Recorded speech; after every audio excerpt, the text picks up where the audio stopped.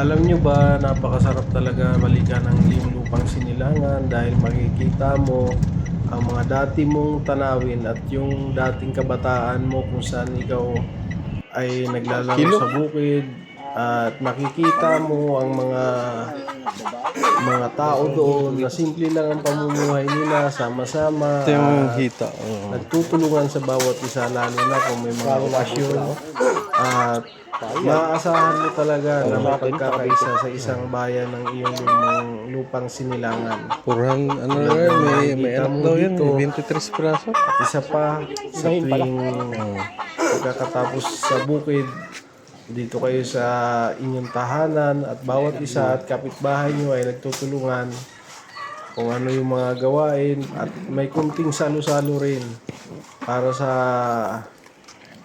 pantanggal pagod ng ating mga katawan na galing tayo sa bukid na nagtatrabaho.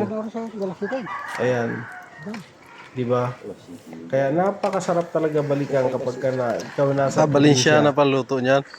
Ayos, no? Ngayon, sa simpleng bakasyon mo at ilang araw lang pag-uwi mo sa probinsya, Ganyan pala pagluto ng babalik ka na Valenciana. naman sa back to reality sa iyong trabaho at makikipagsapalaran ka Atay, laman naman loob. para sa iyong pamilya at sa ating hanap buhay.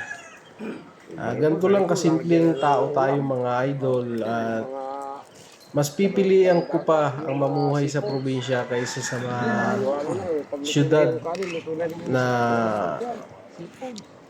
maraming usok, gawa ng mga sasakyan, hindi kagaya dito na napakasariwa ng hangin dahil sa mga malalayo ang